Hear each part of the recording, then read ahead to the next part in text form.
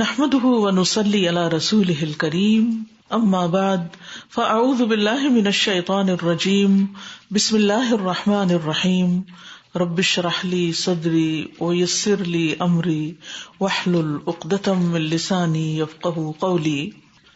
آیت نمبر 274 سے الذين ينفقون اموالهم بالليل والنهار سرا وعلانية فلهم اجرهم عند ربهم ولا خوف علیہم ولا هم يحزنون. وہ لوگ جو اپنے مال رات اور دن چھپے اور کھلے خرچ کرتے ہیں تو ان کے لیے ان کا اجر ان کے رب کے پاس محفوظ ہے اور ان پر نہ کوئی خوف ہوگا اور نہ ہی وہ غمگین ہوں گے. تو یہاں پر صدقات اور خیرات سے متعلق جو احکامات تھے، جو آیات تھی، ان کا اختتام ہو رہا ہے، ایک طرح سے تتمہ ہو رہا ہے، کمپلیٹ ہو رہا ہے میسج. آخر میں ایک دفعہ پھر صدقہ خیرات کی ترغیب دی جا رہی ہے، شوق دلایا جا رہا ہے، کیونکہ یہ ایسی چیز ہے جس سے انسانوں کے درمیان آپس میں ہمدردی، مربت، اخوت اور فیاضی پیدا ہوتی ہے اور ایک دوسرے کے لوگ قریب آتے ہیں، نفرتیں مٹتی ہیں. بخل اور بے مربتی جیسے منفی جذبات جو ہیں وہ انسان کے اندر سے نکل جاتے ہیں، اور اس طرح محبتوں میں جب انسان جیتا ہے تو اس کے لیے پھر نہ کوئی خوف ہوتا ہے اور نہ ہی غم ہوتا ہے. اور اگر کوئی غم پہنچے بھی تو بہت سے لوگ غم کا مداوع کرنے کے لیے پہنچ جاتے ہیں.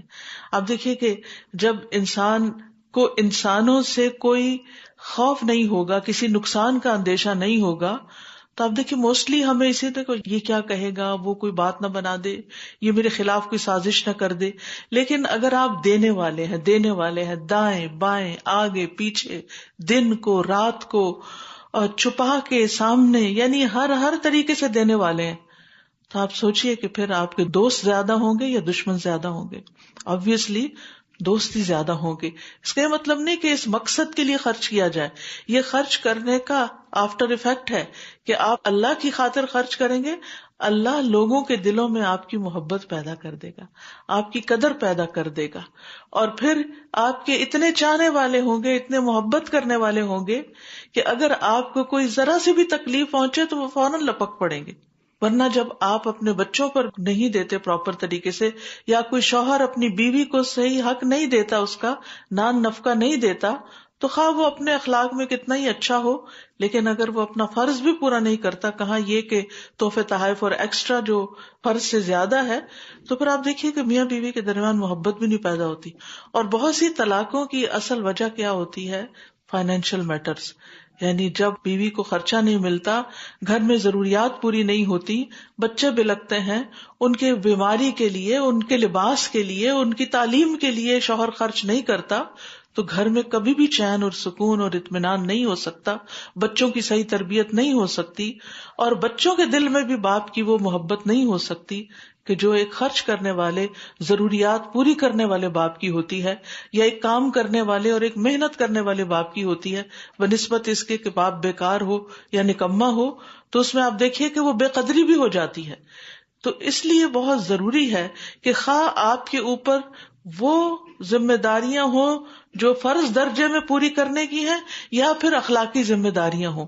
اور پیچھے میں بتا چکی ہوں کہ مال سے مراد صرف پیسہ نہیں ہوتا، مال سے مراد ہر وہ چیز ہے جو آپ پوزیس کرتے ہیں، جو آپ کے پاس ہے، جو آپ کی ملکیت میں ہے، جو آپ کے اختیار میں ہے، جو آپ دوسروں کو دے سکتے ہیں، چاہے وہ علم ہے، چاہے وہ مال ہے، چاہے وہ کھانے پینے کی چیز ہے، چاہے وہ کپڑا ہے، چاہے وہ کوئی زمین ہے، کسی بھی طرح سے کوئی سکلز ہیں، کوئی آپ کی مہارتیں ہیں، آپ کے پاس کوئی ایسی خاص چیز ہے کہ جو دوسروں کے پاس نہیں ہے. لہذا جب آپ اپنی سروسز، آپ اپنی چیزیں دوسروں کو پرووائڈ کرنے لگتے ہیں، اور خیرخواہی کے ساتھ، اور پھر خوش دلی کے ساتھ، اور بغیر احسان جتائے، کیونکہ جو لوگ دل سے دیتے ہیں نا ان کا بھی پتہ چل جاتا ہے، محبت سے دینے والوں کا بھی پتہ چل جاتا ہے، اور جو لوگ ایک احسان جتا کر دیتے ہیں اور دے کر پھر خوب باتیں بناتے ہیں، وہ بھی سمجھ میں آ جاتے ہیں. تو اس لیے جو اللہ سبحانہ وتعالیٰ کے حکم کے مطابق خرچ کرتا ہے، اس کا اپنا ہی ایک درجہ اور مقام دنیا میں بھی بن جاتا ہے اور آخرت میں بھی اس کے لیے خوف اور غم نہیں ہوں گے. اس لیے بہت ضروری ہے کہ انسان ان آیات پر عمل کرے. سورۃ الرعد میں اللہ تعالیٰ فرماتے ہیں والذین صبروا ابتغاء وجہ ربہم واقاموا الصلاۃ وانفقوا مما رزقناہم سرا وعلانیۃ ویدرؤون بالحسنۃ السیئۃ اولئک لہم عقبی الدار. اور وہ جنہوں نے اپنے رب کا چہرہ طلب کرنے کے لیے صبر کیا، یعنی اپنے رب کا چہرہ چاہنے کے لیے، اس کو دیکھنے کے لیے، اور ہم نے انہیں جو کچھ دیا، جو کچھ اس میں سے وہ چھپا کے دکھا کے خرچ کرتے ہیں اور برائی کو نیکی کے ساتھ ہٹاتے ہیں، یعنی جہاں کوئی غلط چیز ہو جائے وہاں اس کے بدلے میں اچھا کر دیتے ہیں، یہی لوگ ہیں جن کے لیے اس گھر کا اچھا انجام ہے. اسی طرح سورۃ فاطر میں اللہ تعالیٰ فرماتے ہیں ان الذین یتلون کتاب اللہ، بے شک وہ لوگ جو اللہ کی کتاب پڑھتے ہیں، واقاموا الصلاۃ اور نماز قائم کرتے ہیں، وانفقوا مما رزقناہم اور اس میں سے خرچ کرتے ہیں جو ہم نے ان کو رزق عطا کیا، سرا وعلانیۃ چھپا کے بھی اور علانیہ بھی، یرجون تجارۃ لن تبور وہ ایسی تجارت کی امید رکھتے ہیں جو کبھی برباد نہ ہوگی، جس میں گھاٹا ہے ہی نہیں، جس میں کوئی نقصان ہی نہیں. اس لیے انسان اللہ سبحانہ تعالیٰ کے ساتھ یہ ٹریڈ خوش دلی کے ساتھ کرے اور دنیا میں جو اللہ نے دیا ہے اس کے دیے ہوئے میں سے اللہ کے بندوں پر خرچ کرتا رہے. تو یہی خوشی کا راز ہے. بہت سے لوگ ہیپینس کے لیے ادھر ادھر کے بہت سے ٹوٹکے کرتے رہتے ہیں لیکن پھر بھی ہیپینس ان کے قابو میں نہیں آتی. لیکن دینے والوں کی خوشی کبھی کم نہیں ہوتی، کیونکہ ہر دفعہ جب انسان دیتا ہے تو اس کے اندر ایک خاص قسم کی خوشی پیدا ہوتی. اور اگر اللہ کے لیے دے رہا ہو تو اس بات کا بھی انتظار نہیں ہوتا کہ کوئی شکریہ ادا کرے، وہ صرف دینے سے ہی خوشی ہو جاتی ہے، شکریہ ادا کرنے سے یا فیڈ بیک ملنے سے ضروری طور پر نہیں ہوتی. صدقات کے مقابلے میں جو لوگ سود کا لین دین کرتے ہیں ان کی اللہ سبحانہ تعالیٰ نے مذمت کی ہے. فرمایا الذین یأکلون الربا لا یقومون الا کما یقوم الذی یتخبطہ الشیطان من المس ذلک بأنہم قالوا انما البیع مثل الربا وأحل اللہ البیع وحرم الربا فمن جاءہ موعظۃ من ربہ فانتہى فلہ ما سلف وامرہ الی اللہ ومن عاد فاولئک اصحاب النار ہم فیہا خالدون. وہ لوگ جو سود کھاتے ہیں وہ قیامت کے دن کھڑے نہ ہو سکیں گے مگر جس طرح وہ کھڑا ہوتا ہے جسے شیطان نے چھو کر خبتی بنا دیا ہو، پاگل کر دیا ہو، دیوانہ کر دیا ہو. یہ سزا اس وجہ سے ہے کہ وہ کہتے ہیں کہ بے شک تجارت بھی سود کی طرح ہے، حالانکہ تجارت کو اللہ نے حلال کیا ہے اور سود کو حرام. تو جس کے پاس اس کے رب کی طرف سے کوئی نصیحت آ جائے اور وہ باز آ جائے، رک جائے، تو جو وہ پہلے لے چکا ہے وہ اسی کا ہے اور اس کا معاملہ اللہ کے سپرد ہے. اور جو کوئی سود کی طرف دوبارہ لوٹ آئے ایک دفعہ چھوڑنے کے بعد پھر یہی کام شروع کر دے تو یہی لوگ آگ کے ساتھی ہیں جس میں وہ ہمیشہ رہنے والے ہیں. یہاں پر لفظ ربا استعمال ہوا ہے. ربا کا لفظی مطلب ہوتا ہے بڑھنا، زیادہ ہونا. شریعت کی اصطلاح میں قرض دے کر اصل مال سے جو زیادہ لیا جاتا ہے اسے ربا کہتے ہیں. یعنی کسی قرض پر بغیر کسی مالی معاوضے کے محض مہلت بڑھا دینے کی بنا پر زیادتی کی جائے. مثلاً اگر یہ 1 سال کے لیے تم قرض لیتے ہو تو تمہیں کوئی سرچارج نہیں دینا ہوگا، انٹرسٹ نہیں دینا ہوگا، لیکن اگر 2 سال کے لیے لیتے ہو یا زیادہ کے لیے تو پر ایئر اتنا پے کرنا ہوگا. تو یہ جو ایکسٹرا پے کرنا ہے اس کو سود کہتے ہیں. سود کی 2 بڑی اقسام ہے، ربا الفضل اور ربا النسیئہ. لیکن یہ ہے کہ جتنی بھی قسمیں ہوں، یوزری کہیں، انٹرسٹ کہیں، سود ہی ہے. کہیں پر بھی قرض پر ایکسٹرا یا کسی کو بھی کوئی چیز دی جائے یا کوئی یعنی پیسے دیے جائے، اس کے اوپر واپسی پر یا اس کے معاوضے پر مقررہ مدت گزرنے پر اگر زیادہ چارج کیا جائے تو یہ جو زیادہ یا ایکسٹرا چارج کرنا ہے یہ سود کہلاتا ہے. ابو امامہ رضی اللہ عنہ سے روایت ہے کہ نبی صلی اللہ علیہ وسلم نے فرمایا، جس نے اپنے کسی بھائی کی سفارش کی اور پھر اسے اس پر کوئی ہدیہ دیا تو اگر اس نے قبول کر لیا تو یقیناً وہ سود کے دروازوں میں سے ایک بڑے دروازے میں داخل ہو گیا. یعنی سود کی کئی اور قسمیں بھی ہیں کہ جس میں یہ ہے کہ کسی کی سفارش اپنے منصب یا اپنے اتھارٹی کی بنا پہ کر کے پھر اس پر اس سے فائدہ حاصل کرنا، جبکہ وہ ایک شخص ضرورت مند تھا، اپنا کام خود نہیں کر سکتا تھا، آپ نے کروا دیا اور اب اس کام پر آپ اس سے اجرت لے رہے ہیں. ذَلِكَ بِأَنَّهُمْ قَالُوا إِنَّمَا الْبَيْعُ مِثْلُ الرِّبَا، یہ اس وجہ سے کہ انہوں نے کہا کہ سود بھی تجارت کی طرح ہے، لیکن تجارت میں اور سود میں فرق ہے، کیونکہ تجارت میں تو نفع نقصان دونوں ہوتے ہیں اور سود میں صرف نفع ہی نفع ہوتا ہے.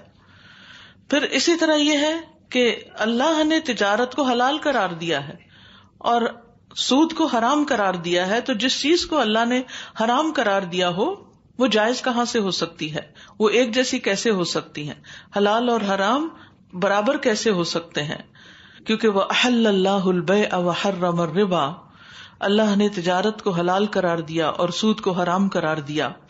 یہاں اس سے یہ بھی پتہ چلتا ہے کہ ہمارے دین میں صرف گھر بیٹھ کر پیسے جمع کرا کے اور ان کے اوپر ایکسٹرا لے کر اپنا گھر چلانے کی مذمت ہے، بنسبت اس کے تجارت کرنا، اس پیسے کو کہیں لگانا، کام کرنا اور اس سے جائز نفع کمانا، یہ اکانومی کو فلرش بھی کرتا ہے، آگے بڑھاتا ہے اور اس کی طرف متوجہ کیا گیا ہے.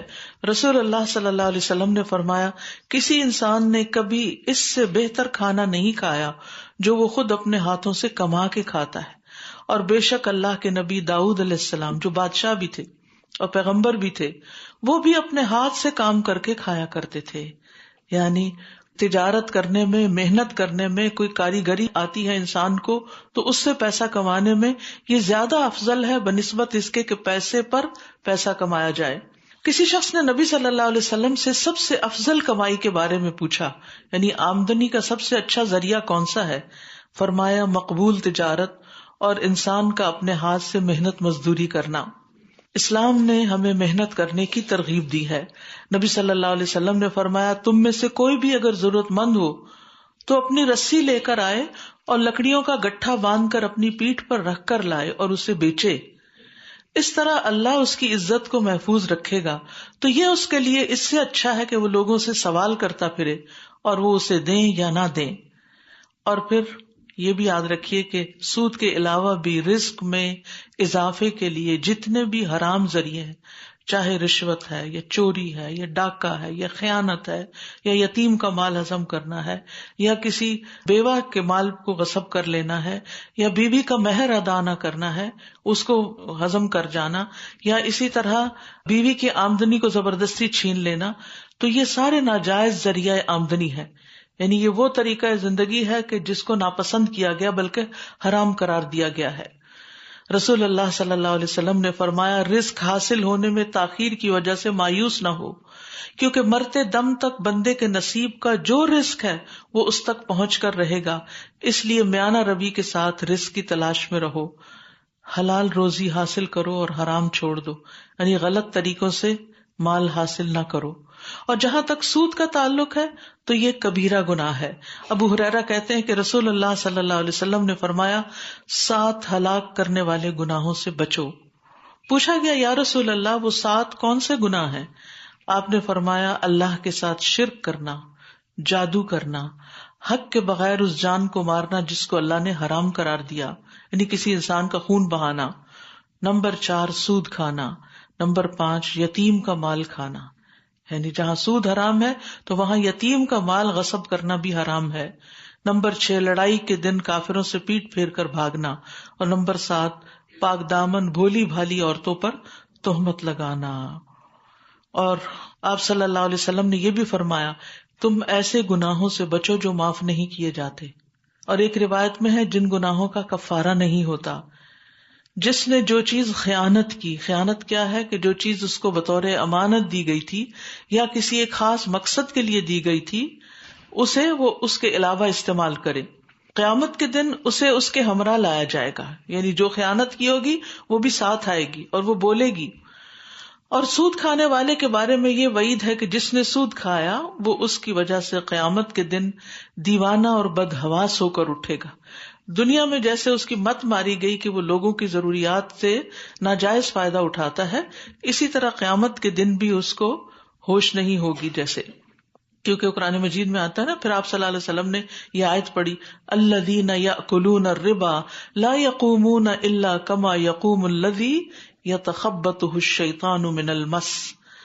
پھر اسی طرح بعض لوگوں کا خیال ہے کہ سود کھانا حرام ہے، سود کھانا گناہ ہے، ہم سود لے نہیں رہے، لیکن سود دینے سے کوئی فرق نہیں پڑتا۔ تو یاد رکھیے، صحیح مسلم کی روایت ہے، رسول اللہ صلی اللہ علیہ وسلم نے فرمایا، سود کھانے والا، سود کھلانے والا یعنی دوسرے کو سود دینے والا، اس کو لکھنے والا، اس پر گواہ بننے والے، سب پر لعنت کی گئی ہے، اور فرمایا یہ سب برابر ہیں، یعنی سودی کاروبار، سودی لین دین کے جتنے بھی کام ہیں ان میں ایک دوسرے سے تعاون بھی حرام ہے۔ رسول اللہ صلی اللہ علیہ وسلم نے فرمایا، سود کے 72 دروازے ہیں، سب سے کم درجے کا گناہ اپنی ماں سے زنا کرنے کے برابر ہے، اور سب سے بڑا سود زیادتی یہ ہے کہ بندہ اپنے بھائی کی عزت پر دست درازی کرے، یعنی دوسروں کو ذلیل کرنا، دوسروں کی عزتیں اچھالنا، دوسروں پہ الزام تراشیاں کرنا، یہ بھی سود کے لین دین سے کچھ کم گناہ نہیں ہے، یہ بھی ایک بہت بڑا جرم ہے۔ اور ہم کتنے آرام سے کسی کے اوپر بہتان لگا دیتے ہیں اور کسی کے خلاف بیٹھ کے غیبتیں کرتے رہتے ہیں۔ یاد رکھیے، عبادتیں، نمازیں، روزے، نیکیاں سب برباد ہو جاتے ہیں جب انسان دوسروں کی عزت سے کھیلتا ہے، چاہے اس کے سامنے اس کے منہ در منہ تانا دے یا اس کی پیٹھ پیچھے بیٹھ کر اس کی برائیاں کرنا شروع کر دے۔ اور یہ کتنا عام ہے، اور آپ نے دیکھا ہوگا کہ خاص طور پر جب چھٹیوں کے دن ہوتے ہیں، جب لوگ گیٹ ٹوگیدر کرتے ہیں، اکٹھے بیٹھتے ہیں، فیملی اکٹھے بیٹھتی ہے، تو کوئی نہ کوئی ایشو لے کر خواہ مخواہ دوسروں کے اوپر الزام تراشی شروع کر دیتے ہیں۔ اللہ سبحانہ وتعالی ہم سب کو اس سے محفوظ رکھے، کیونکہ بچا ہوا کوئی بھی نہیں، اگر خود نہیں بھی شروع کرتا تو کوئی شروع کرتا ہے، ہم ہاں میں ہاں ملاتے، اور اگر ہاں میں ہاں نہیں ملاتے تو کم از کم چپ ہی کر جاتے ہیں۔ تو ایسی جگہوں پہ چپ بیٹھنا بھی پھر شریک ہونا ہے، یعنی چپ بیٹھنے کا مطلب یہ ہے کہ کہتے ہیں نا خاموشی نیم رضا، کہ آپ بھی اس پر راضی ہیں کہ ہاں ٹھیک ہے یہی مسئلہ ہے۔ تو اس لیے اس چیز سے بھی بچنے کی ضرورت ہے۔ نبی صلی اللہ علیہ وسلم نے فرمایا، جو آدمی جانتے بوجھتے ہوئے 1 درہم سود کھاتا ہے، اللہ کے ہاں اس کا جرم 36 دفعہ زنا کرنے سے سنگین ہے، کیونکہ ہر وہ قرض جو نفع کھینچ کے لاتا ہے وہ سود ہے۔ اسی طرح آپ صلی اللہ علیہ وسلم نے فرمایا کہ جب کسی بستی میں زنا اور سود ظاہر ہو جاتا ہے تو یقیناً وہ اپنے لیے اللہ کے عذاب کو حلال کر لیتے ہیں، یعنی دنیا میں ہو یا قیامت میں، یعنی پھر وہ اپنے بچاؤ کے لیے کچھ کر نہیں پاتے۔ اور سود خور کی سزا جو صحیح بخاری میں آتی ہے، نبی صلی اللہ علیہ وسلم کو باقاعدہ دکھائی گئی۔ سمرہ بن جندب کہتے ہیں کہ نبی صلی اللہ علیہ وسلم نے فرمایا، رات خواب میں نے 2 آدمی دیکھے، وہ دونوں میرے پاس آئے اور مجھے بیت المقدس لے گئے، پھر ہم سب وہاں سے چلے یہاں تک کہ ہم ایک خون کی نہر پر آئے۔ نہر کے کنارے ایک شخص کھڑا تھا اور نہر کے بیچ میں بھی ایک شخص کھڑا تھا۔ نہر کے کنارے پر کھڑے ہونے والے آدمی کے سامنے پتھر پڑے ہوئے تھے۔ بیچ نہر والا آدمی آتا اور جیسے ہی وہ چاہتا کہ باہر نکلے، باہر کنارے والا آدمی وہ پتھر اٹھا کے کھینچ کے اس کے منہ پہ مارتا اور اسے وہیں سے لوٹا دیتا جہاں وہ پہلے تھا۔ اس طرح جب بھی وہ واپس آتا اور نکلنا چاہتا، کنارے پر کھڑا شخص اس کے منہ پر کھینچ کے پتھر مارتا اور وہ جہاں تھا وہیں واپس لوٹ جاتا۔ میں نے پوچھا یہ کیا ہے؟ تو انہوں نے بتایا کہ نہر میں تم نے جس آدمی کو دیکھا وہ سود خور انسان ہے، سود کھانے والا، یہ اس کی سزا ہے جو مسلسل اس کو مل رہی ہے۔ فمن جاءہ موعظۃ من ربہ فانتہی فلہ ما سلف وامرہ الی اللہ ومن عاد فاولئک اصحاب النار ہم فیہا خالدون۔ فمن جاءہ موعظۃ، جس کے پاس نصیحت آ گئی، یعنی جس کے پاس سود کی حرمت کے بارے میں بات آ گئی، اللہ کا حکم پتہ چل گیا، پھر کیا ہوا؟ فانتہی، پھر وہ رک گیا، اس نے وہ کام ختم کر دیا۔ فلہ ما سلف، تو جو ہو چکا سو ہو چکا، اب اس سے اس کا مطالبہ نہیں کیا جائے گا، یعنی اسے یہ نہیں کہا جائے گا کہ وہ جو تم نے سود لیا تھا وہ واپس نکالو، کیونکہ وہ تو اس نے لیا اور کہیں خرچ کر دیا اور ختم ہو گیا، اس سے وہ واپس نہیں لیا جا سکتا۔ البتہ اس کا معاملہ اللہ کے سپرد ہے۔ وَأَمْرُهُ إِلَى اللَّهِ، اس کا کیا مطلب ہے کہ اللہ تعالیٰ آئندہ اس کے طرز عمل کو دیکھ کر، اس کی ندامت کو دیکھ کر، اس کی توبہ کے مطابق اس سے معاملہ کرے گا کہ وہ اپنے اس گناہ پہ کتنا شرمندہ ہے یا اس کی کتنی تعویلیں کر رہا ہے۔ اور یہ اس وقت کی بات ہے جب سود کا حکم ابھی نازل نہیں ہوا تھا. اور پھر اب سود کی حرمت کو جانتے ہوئے اگر کوئی شخص ساری عمر سود کا پیسہ لے کے جمع کرے اور پھر کہے کہ اب کوئی بات نہیں، یہ حلال ہو گیا، اب میں توبہ کرتا ہوں، تو نہیں، بہتر ہے کہ اس مال کو نکال دے، اس کے مالکوں کو جہاں جب تک معلوم ہو لوٹا دے. کیونکہ توبہ کی شرائط میں سے ایک یہ ہے کہ اگر کسی کا حق مارا ہو، کسی پر ظلم اور زیادتی کی ہو، تو اس کا حق اس کو لوٹایا جائے. اللہ سبحانہ وتعالی ہمیں اس سے محفوظ رکھے. یمحق اللہ الربا ویربی الصدقات واللہ لا يحب کل کفار اثیم. اللہ سود کو مٹاتا ہے اور صدقات کو بڑھاتا ہے، اور اللہ کسی سخت ناشکرے بہت گناہگار سے محبت نہیں کرتا. یمحق اللہ الربا، اللہ سود کو مٹاتا ہے، یعنی اس کی برکت کو اس کی ذات میں اور صفات میں ختم کر دیتا ہے. یعنی سود کی وجہ سے مال کی برکت ختم ہو جاتی ہے، اس مال سے انسان کو زیادہ فائدہ نہیں ہوتا، وہ کہیں نہ کہیں آ کے کسی نہ کسی نقصان کا ہی سبب بنتا ہے. اور پھر یہ کہ سود جو ہے وہ اللہ کے ہاں نہیں بڑھتا. یعنی سود کے مال میں سے اگر کوئی صدقہ خیرات کرتا ہے تو اس کو کوئی فائدہ نہیں ہوگا، کیونکہ حلال اور طیب مال جب اللہ کے راستے میں خرچ کیا جاتا ہے تو وہ اللہ کے ہاں بڑھنا شروع ہو جاتا ہے، حتیٰ کہ ایک لقمہ پہاڑ برابر ہو جاتا ہے. ابن مسعود کہتے ہیں کہ نبی صلی اللہ علیہ وسلم نے فرمایا، جو شخص سود کے ذریعے سے مال میں اضافہ کرے گا اس کا انجام کار مال کی قلت ہوگا، یعنی آخر میں اس کو قلت کا سامنا کرنا ہی پڑے گا، اس کا مال ڈوبے گا ہی ڈوبے گا. اور پھر اس کے برعکس جو شخص صدقہ کرے گا تو صدقے سے اللہ کے ہاں مال بڑھتا چلا جاتا ہے. ابو ہریرہ سے روایت ہے کہ رسول اللہ صلی اللہ علیہ وسلم نے فرمایا، کوئی شخص اپنی پاکیزہ کمائی سے ایک کھجور بھی خرچ نہیں کرتا مگر اللہ اسے اپنے داہنے ہاتھ سے قبول کرتا ہے اور اس طرح پالتا ہے. یعنی ایک کھجور کا صدقہ کس طرح پالتا ہے، جس طرح تم میں سے کوئی اپنے بچھیرے یعنی گھوڑے کے بچے کو پالتا ہے یا اونٹ کے بچے کو پالتا ہے، حتیٰ کہ وہ کھجور پہاڑ کی طرح یا اس سے بھی بڑی ہو جاتی ہے. یعنی اللہ کے ہاں انسان جب اس کا انعام دیکھے گا، اس کا اجر دیکھے گا تو حیران ہو جائے گا کہ سبحان اللہ، میں نے تو اتنی معمولی سی چیز اللہ کو دی تھی اور اللہ تعالیٰ نے ایسی قدردانی کی. تو اس لیے بہت ضروری ہے کہ انسان میک شور کرے کہ جو صدقہ خیرات وہ کر رہا ہے وہ حلال کمائی سے ہو. اس کے بعد فرمایا، ان الذین آمنوا وعملوا الصالحات واقاموا الصلاة وآتوا الزکاة لهم اجرهم عند ربهم ولا خوف علیہم ولا هم يحزنون. بے شک جو لوگ ایمان لائے اور انہوں نے نیک اعمال کیے اور نماز قائم کی اور زکوٰۃ ادا کی، ان کے لیے ان کا اجر ان کے رب کے پاس ہے اور ان پر نہ کوئی خوف ہوگا اور نہ ہی وہ غمگین ہوں گے. سبحان اللہ. دوسری دفعہ خوف اور غم سے نجات کا نسخہ بتایا گیا ہے. کیا ہے؟ ایمان لانے کے بعد نیک کام کرنا، نماز قائم کرنا اور زکوٰۃ ادا کرنا. تو گویا فرائض کی ادائیگی سے بھی انسان غم اور خوف کی مشکل سے نکلتا ہے. اور پھر یہ کہ ایسے لوگوں کا اجر ان کے رب کے پاس ہے. اب پیچھے بھی سود کی بات ہے، آگے بھی سود کی بات ہے، اور بیچ میں ایمان اور عمل صالح کی بات آ گئی. تو اس سے یہ پتہ چلتا ہے کہ اگر انسان ان چیزوں کی پابندی کرتا ہے تو وہ سود جیسے حرام کام سے بچ سکتا ہے، کیونکہ ایمان انسان کو اسٹرینتھ دیتا ہے. نیک کاموں سے انسان کے اندر برے کاموں سے بچنے کا داعیہ پیدا ہوتا ہے. اسی طرح نماز کا قائم کرنا ایک مشکل کام ہے، تو جو نماز قائم کرتا، اور مردوں کے لیے خاص طور پر جماعت سے نماز پڑھنا، تو پھر ان کے لیے اور بھی بڑے بڑے کام آسان ہو جاتے ہیں.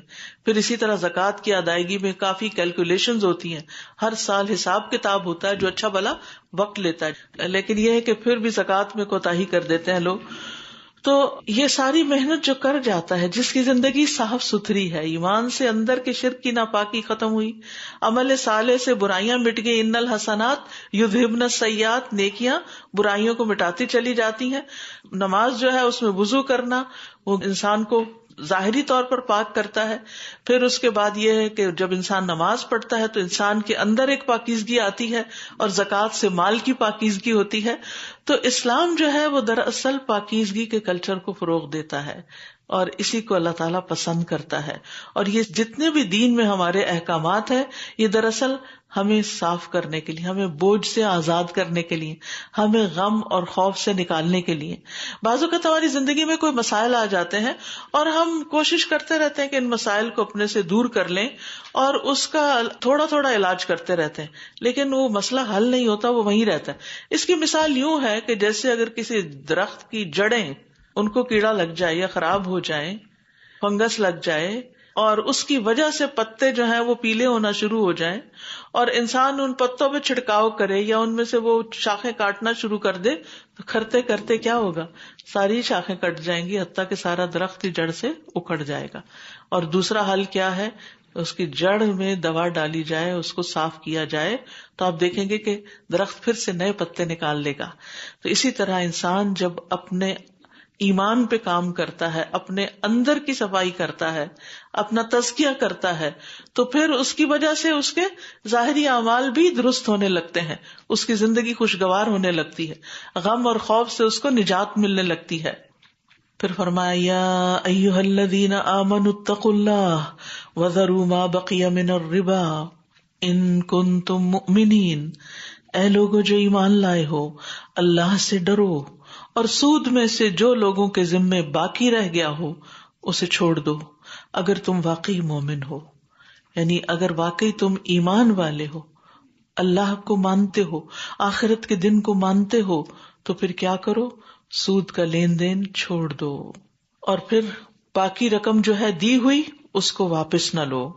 فَإِن لَّمْ تَفْعَلُوا، پھر اگر تم یہ نہیں کرتے یعنی سود کے کام کو نہیں چھوڑتے، فَأْذَنُوا بِحَرْبٍ مِّنَ اللَّهِ وَرَسُولِهِ، تو اللہ اور اس کے رسول کی طرف سے جنگ کا اعلان سن لو. کیسے کوئی مقابلہ کر سکتا ہے اللہ اور اس کے رسول کا؟ ہم اللہ سے کیسے جیت سکتے ہیں؟ کس میں اتنی ہمت ہے، کس میں اتنا یارہ ہے کہ کائنات کے خالق کا مقابلہ کرے. وَإِن تُبْتُمْ، اور اگر تم توبہ کر لیتے ہو، فَلَكُمْ رُؤُوسُ أَمْوَالِكُمْ، تو تمہارے لیے صرف تمہارے اصل مال ہیں، زائد نہیں، ایکسٹرا نہیں. لَا تَظْلِمُونَ وَلَا تُظْلَمُونَ، نہ تم ظلم کرو اور نہ ظلم کیے جاؤ.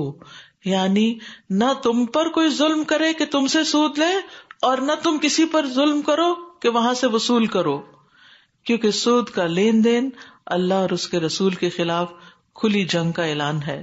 اس لیے انسان کو اس سے توبہ کرنی چاہیے اور اس سے باہر نکل آنا چاہیے. دنیا کی زندگی اگر تھوڑی کم شان و شوکت سے بھی گزر گئی تو آگے انسان کے لیے جنتیں ہیں، باغات ہیں. اور آخرت پر ایمان لانے کا مطلب ہی یہی ہے کہ ہم اس کو سامنے رکھ کر اس دنیا میں جیئیں، نہ کہ اس کو بھول کر اسی کو خوبصورت بناتے رہیں اور اسی کے مزے لیتے رہیں. اور کیا ہوگا کچھ دنوں کے بعد یہ تو ہاتھ سے چلی جائے گی. کوئی محلات میں بھی رہتا ہو، بڑے سے بڑے مینشن میں بھی رہتا ہو، تو بالآخر ایک دن اس کو چھوڑ جانا ہے اور وہ دوسروں کا ہو جانا ہے. تو ہم دوسروں کی خاطر اپنی آخرت برباد کریں؟ ہم کیوں نہ اپنے لیے اپنی راہیں ہموار کریں اور اللہ سے توبہ کر کے اس کی طرف رجوع کر لیں. وَإِن كَانَ ذُو عُسْرَةٍ فَنَظِرَةٌ إِلَىٰ مَيْسَرَةٍ وَأَن تَصَدَّقُوا خَيْرٌ لَكُمْ إِن كُنتُمْ تَعْلَمُونَ، اور اگر وہ مقروض تنگ دست ہو تو اسے آسانی تک مہلت دینا ہے، اور اگر تم اصل قرضہ صدقہ کر دو تو وہ تمہارے لیے بہتر ہے اگر تم جانتے ہو. اگر کوئی شخص کسی کو قرض دیتا ہے اور وہ لینے کے بعد ادا نہیں کر پاتا کسی وجہ سے، یا اور مہلت مانگتا ہے، تھوڑا سا اور ٹائم بڑھا دیں، تھوڑا اور ٹائم بڑھا دیں، تو ایسا کرنے سے اس انسان کو اس پورے مال کے عوض صدقے کا ثواب ڈیلی ملتا ہے. برادہ رضی اللہ عنہ کہتے ہیں میں نے رسول اللہ صلی اللہ علیہ وسلم کو فرماتے ہوئے سنا کہ جو شخص کسی تنگ دست کو مہلت دے دے اسے ہر دن کے عوض اتنا ہی صدقہ کرنے کا ثواب ملے گا، یعنی جتنا اس نے مال دے رکھا ہے. اتنا صدقہ ہم روز کہاں کر سکتے ہیں؟ جیسے کسی کو آپ نے $1000 دیے، اس نے کہا میں 1 مہینے بعد لوٹا دوں گا، لیکن نہیں لوٹایا، پھر کہا 1 مہینہ اور مہلت دے دیں، تو وہ مہینہ سارا آپ کا ڈیلی $1000 صدقے میں لکھا جاتا رہے گا آپ کے نامہ اعمال میں. پھر ایک اور مرتبہ سنا تو آپ صلی اللہ علیہ وسلم نے فرمایا جو شخص کسی تنگ دست مقروض کو مہلت دے دے اسے ہر دن کے عوض دگنا صدقہ کرنے کا ثواب ملے گا. یعنی ایک دفعہ مہلت دی، وہ نہیں دے سکا تو پھر کیا، ایک اور دفعہ دے دے، ایک اور دفعہ، تو جتنی دفعہ دے گا پھر وہ اتنا ہی ڈبل ہوتا چلا جائے گا. دنیا میں اس کو کچھ نہیں مل رہا، لیکن آخرت میں اس کے لیے بہت کچھ جمع ہو رہا ہے. تو آپ صلی اللہ علیہ وسلم نے فرمایا قرض کی ادائیگی کی مہلت کا وقت آنے سے قبل اسے روزانہ 1 گنا صدقہ کا ثواب ملے گا، اور قرض کی ادائیگی کی مدت گزرنے کے بعد مزید مہلت دینے پر دگنا اجر ملے گا. وَأَن تَصَدَّقُوا خَيْرٌ لَكُمْ، یہ کہ تم وہ صدقہ ہی کر دو، معاف کر دو مقروض کو، یہ تمہارے لیے اور بھی اچھا ہے. یعنی قرض معاف کرنا ایک بہت بڑی نیکی ہے.